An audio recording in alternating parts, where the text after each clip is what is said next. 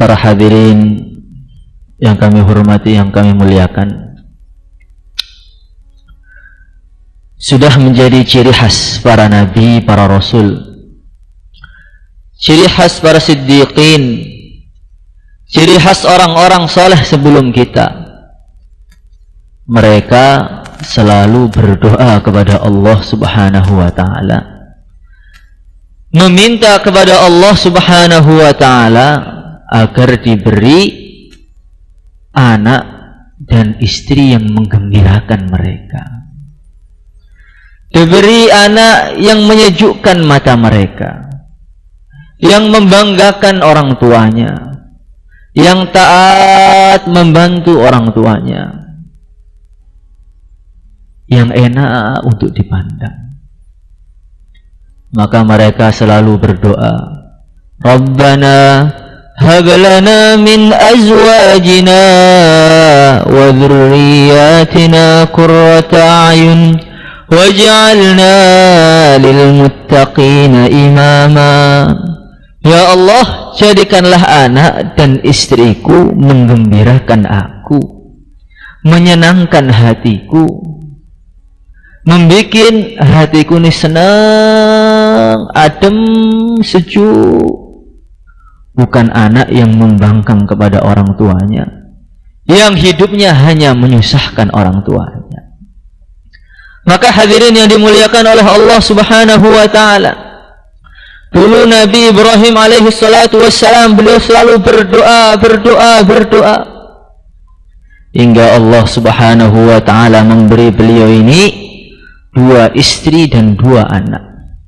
Yang keduanya menggembirakan semuanya, keduanya menyenangkan hati beliau semuanya. Keluarga yang mana suaminya, ayahnya, istrinya, anaknya satu fikir, satu jalan, satu tujuan, satu cita-cita.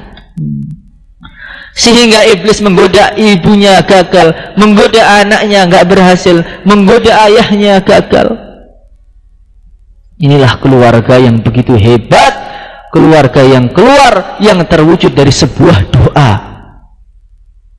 Hadirin yang dimuliakan oleh Allah Subhanahu wa ta'ala, sering orang itu mengeluh, bagaimana anak saya ini seperti ini, seperti itu, hari-hari cuma main game saja, nggak bisa dibilangin, hari-hari cuma pegang HP saja. Anak saya ini bagaimana, istri saya ini bagaimana, itu bagaimana, mengeluh sana, mengeluh sini. Tapi dia tidak bertanya kepada dirinya, kenapa saya ini tidak habis-habisan berdoa kepada Allah Subhanahu wa ta'ala. Kalau orang sudah habis-habisan berdoa kepada Allah Subhanahu wa ta'ala, ud'uni astajib lakum, Allah pasti akan ijabahi, Allah pasti akan abulkan, Allah pasti akan beri, akan turuti. Maka hadirin yang dimuliakan oleh Allah Subhanahu wa ta'ala, dulu ibunya Syekh Abu Yazid Al-Bustami, seorang wali besar yang begitu hebat, yang ilmunya menyebar ke seluruh pelosok negeri ribuan tahun.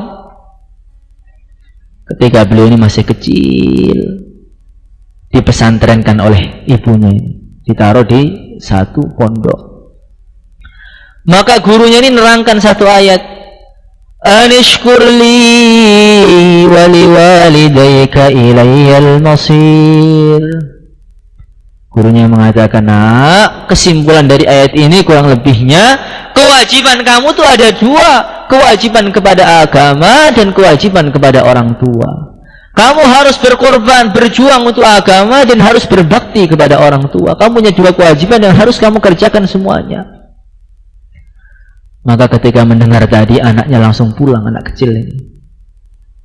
Bu, ada apa nak? Tadi ustadz saya nerangkan kewajiban saya ini ada 2, kewajiban kepada agama dan kewajiban kepada engkau wahai orang tuaku. Maka saya ingin pulang saja dari pesantren, saya ingin berbakti, ingin berkhidmat, ingin membantu engkau di rumah, Bu.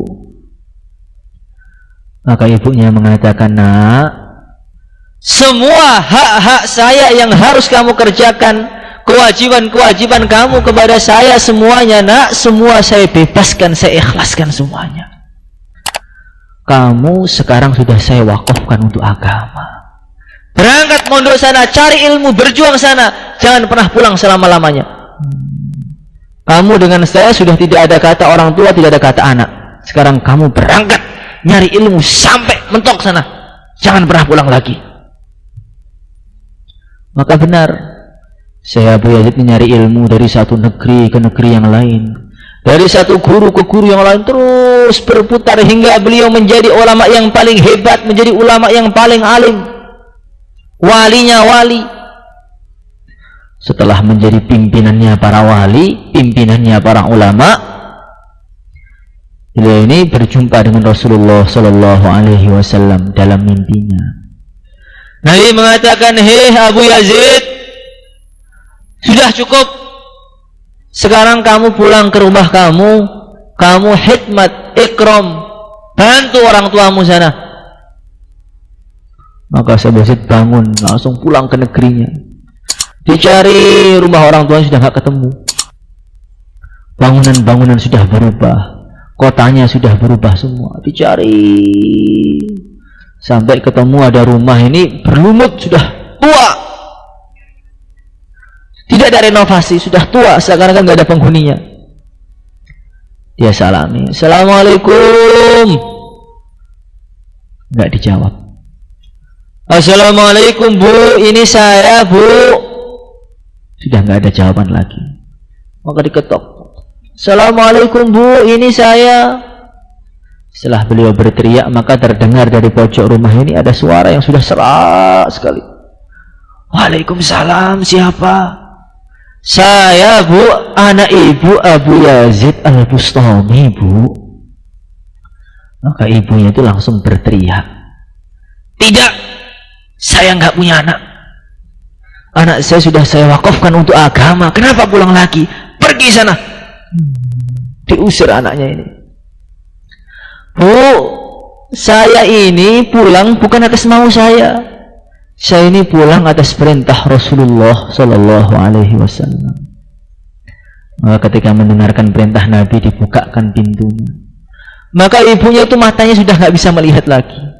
Tua sekali, kurus sampai nggak bisa berdiri tegak, harus pakai bantuan ini, jatuh lagi, bantuan ini, jatuh lagi. Maka ibunya mengatakan, nak, kamu tahu nggak kenapa mata ibu ini sampai rabun, sampai nggak bisa melihat seperti ini? Nggak tahu bu. Semenjak kamu berangkat pesantren nak, semenjak kamu mondok itu nak, tidak henti-hentinya saya mengangkat tangan. Ya Allah, jadikanlah anak saya orang yang alim ya Allah. Ya Allah, jadikanlah anak saya orang yang berhasil ya Allah. Jadikanlah anak saya orang yang menyejukkan kuburan saya ya Allah. Menuntun saya di surga, anak di dunia, anak di akhirat ya Allah. Jangan kau buang dia dari agamamu ya Allah. Tidak henti-hentinya saya berdoa nak, hingga air mata saya ini habis, hingga mata saya nggak bisa melihat lagi. Ini demi kamu nak. Kenapa? Kamu tahu nggak kenapa ibu ini nggak bisa berdiri lagi, badannya kurus seperti ini? Tidak tahu bu. Semenjak kamu berangkat pesantren nak, tidak henti-hentinya saya ini sholat, zikir lagi, keluar sebentar sholat lagi, keluar sebentar sholat lagi, sampai saya nggak bisa berdiri. Saya doa ya Allah, dengan berkah mujahadah saya ini ya Allah, dengan berkah salat saya ini ya Allah, jadikanlah anak saya yang sekarang sedang mencari ilmu orang yang hebat ya Allah. Maka benar oleh Allah Subhanahu wa ta'ala dikabulkan doanya. Maknanya bagaimana? Maknanya orang-orang yang punya anak yang hebat-hebat, yang menjadi asbab hidayah seluruh dunia, yang menghancurkan kebatilan, yang membongkar kemungkaran-kemungkaran di seluruh pelosok dunia. Ini orang tuanya itu betul-betul nangis doa kepada Allah supaya anaknya berhasil. Anak yang mahal, anak yang hebat itu berkah doanya orang tua, tangisannya orang tua. Maka tangisan orang tua ketika malam hari ini adalah model yang terpenting untuk keberhasilan anak kita. Hadirin yang dimuliakan oleh Allah Subhanahu wa ta'ala.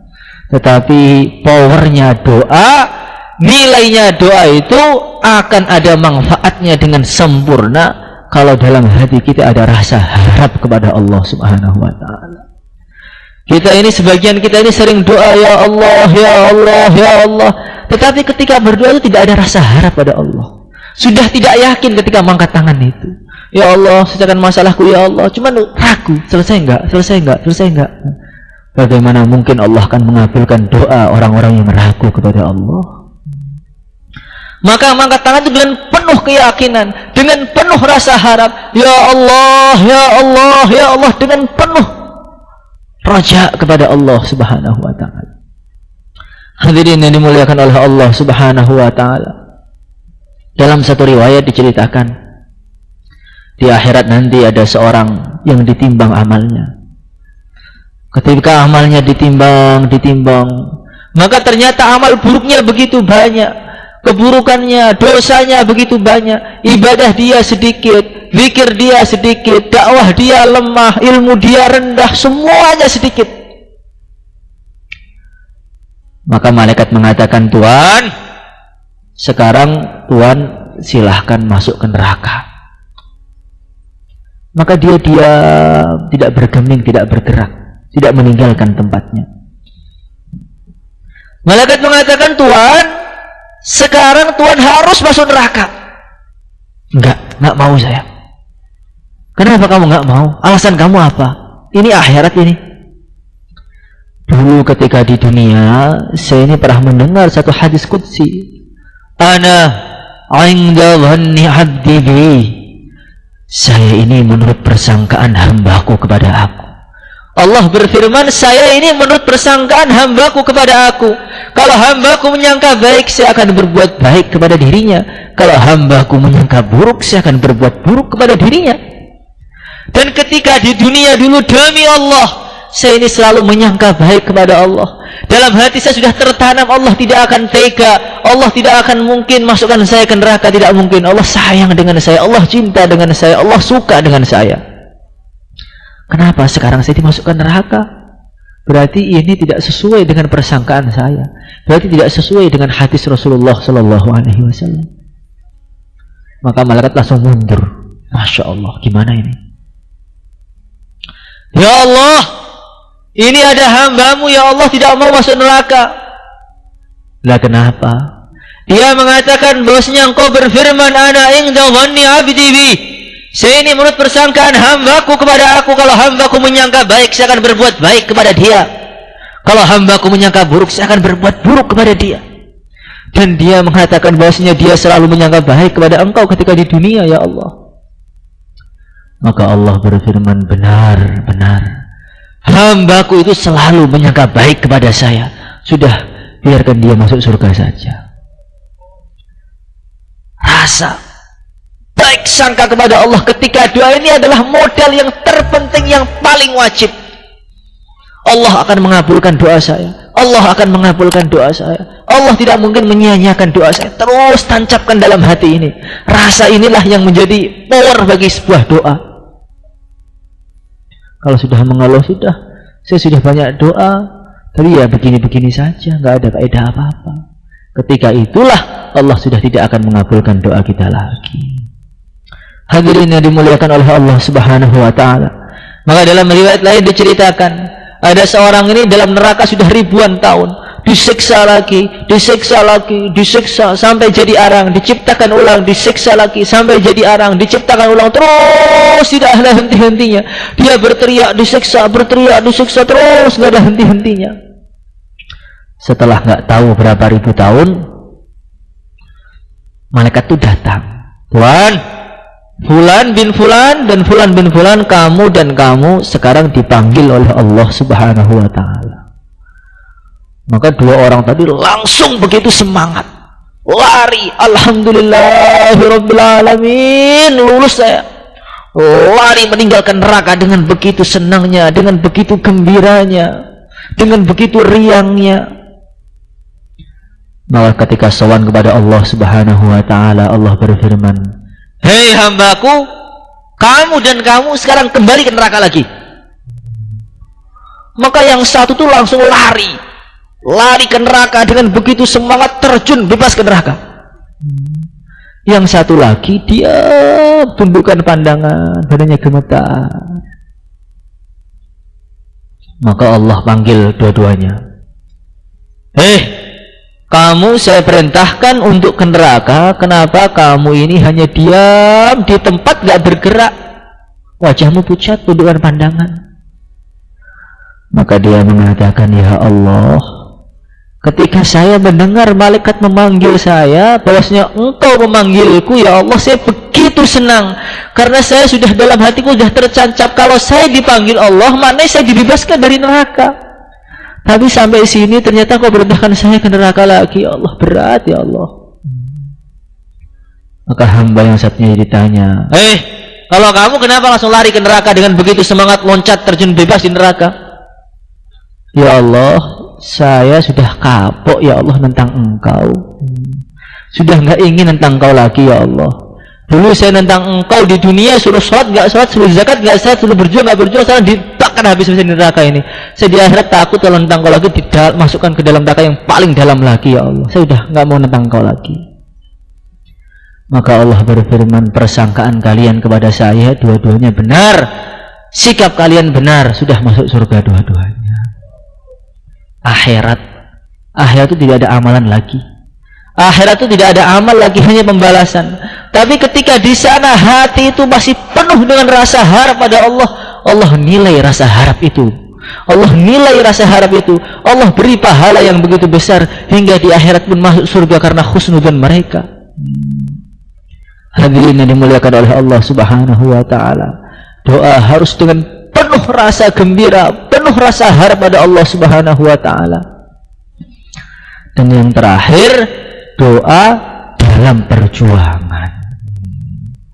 Para ulama mereka mengatakan doanya Nabi Ibrahim, Rabbi habli minas sholihin, itu dia doa yang paling banyak ketika dia berjuang zaman dengan Namrud dulu. Ketika dalam fisabilillah, ketika dalam perjuangan agama, doa itu akan ada lebih nilainya, lebih tinggi lagi. Maka kalau orang ketika berjuang doa Rabbi habli minas sholihin, Rabbi habli minas sholihin, akan berlipat-lipat powernya dan akan lebih cepat dikabulkan oleh Allah Subhanahu wa taala.